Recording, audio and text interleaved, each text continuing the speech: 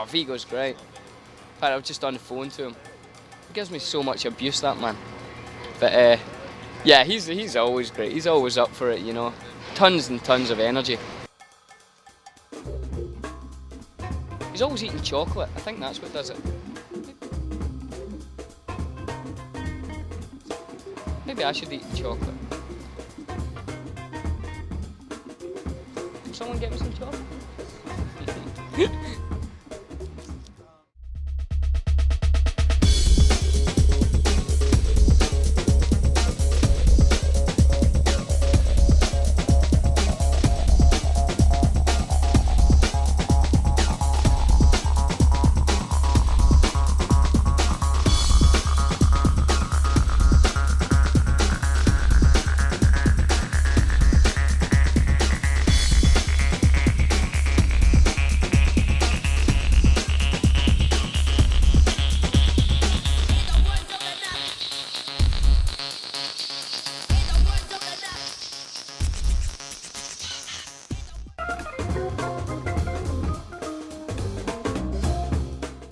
Sign language is mostly stuff I made in New Zealand, photographs I took, paintings that I either started there, finished there, completed there, the colors and the imagery, and a lot of the text that's in the mixed media pieces.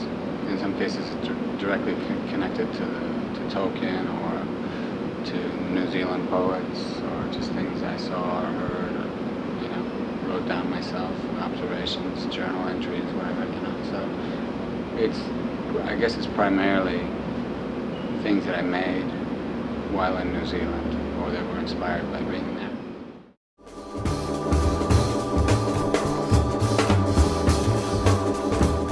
I don't think you know, whether it be England, Wales, Ireland, U.S., Canada, I mean, where there are a lot of, you know, good poets, South America, whatever. New Zealand's a small country, you know, like 5 million people. It's like the population of Denmark or something, and there's a huge number of good poets there and artists. And they were, to me personally, while working on Lord of the Rings, these poets and artists like Colin McCann and the newer ones as well were a big inspiration, and they made the journey even more worthwhile than it already was.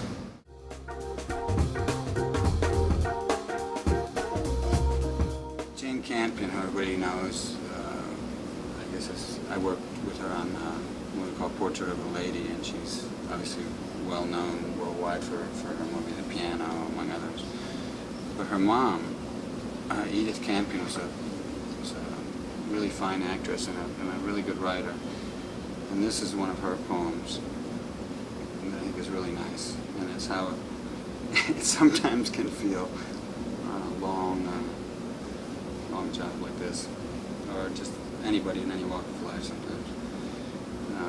I feel like a hawk in a cage, all my flight feathers have molted, the beak made for tearing flesh has been filed down, and I have learnt to sing a canary song to please people. Not the cheeriest, but it's very beautiful, I think.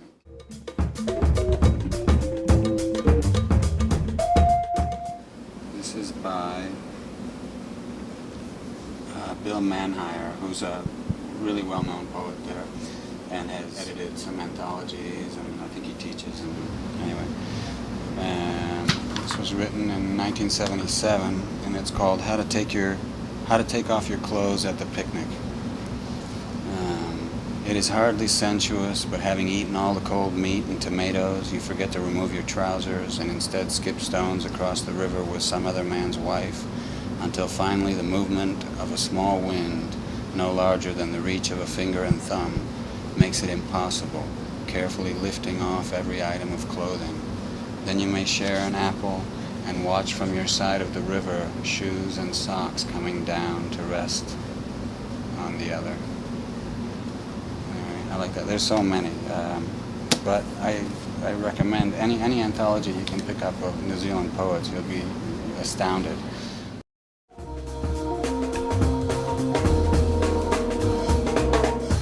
It would be easy to say that he was brave, or that, you know, any number of characters are brave in the story, but in fact they are all, which is why Tolkien wrote such a good story. They're all afraid at different times. They all have to face, big and small challenges personally.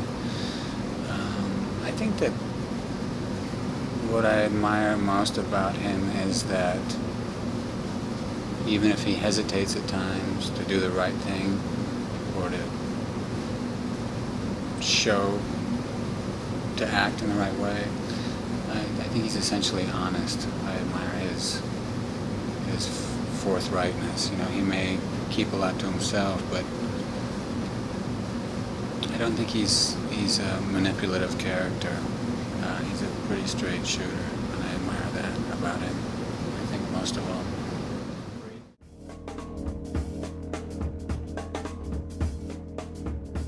Well, I think that there's a spirit there. That independent filmmaking spirit is out of necessity. That's always kind of been strong. You have forerunners in the 70s.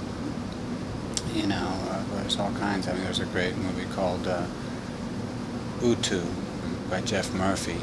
Jeff Murphy actually helped Peter Jackson. He was lucky enough to have him help on some of the units and stuff. There was a wave of filmmaking in the mid to late 70s, really, but it is a relatively new thing there. But the filmmaking that has been done is they are in isolation, like the artists, the painters, the poets, sculptors, whatever, architects. In New Zealand, they sort of worked on their own and made things to please themselves, and really not with the illusion of having this huge world market. You know what I mean? So selling out wasn't even a topic of conversation so much. I don't think, as it might be here and other places. People there, if they want to make a movie, they feel like they can just go do it. And that's that's how Peter Jackson started. He just was making his movies in his house on weekends and getting whoever to make, slap these things together. And he and Richard, what Weta is, grew out of that to some respect. And that's, you felt that with the crew, even though this was a huge production and there were hundreds, thousands of people involved. It felt kind of like an independent movie most of the time because it was made in that spirit. It's like, well, there's thunderstorm, or we don't have enough lights for this, or, I don't know, the idea of, well, we can't wasn't really part of it. It was always, well, how are we going to do it then? A make-do kind of attitude, very much an independent filmmaking attitude is what that country has. Partly because of the freshness of the medium there compared to here in Europe. But I think it's also just the way people are. No matter how long the hours, no matter how tired we were at the end, people were really into it. And yes, it was because of Tolkien, and the effort that Peter Jackson inspired in everybody, but I think it had more than anything to do with what the New Zealanders are like as people. And so I'm glad you let me read some of their poetry. I'm sure they'll say, why didn't you read so-and-so's and so-and-so's? But there's so many good ones. And thank you, and kia ora.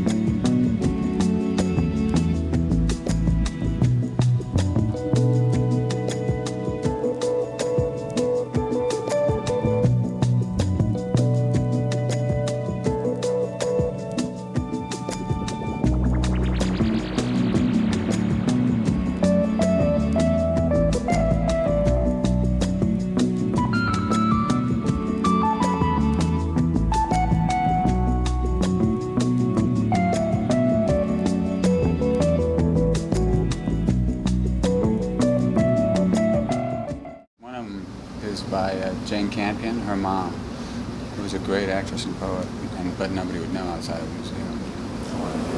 They think the piano and they think that's it. Yeah.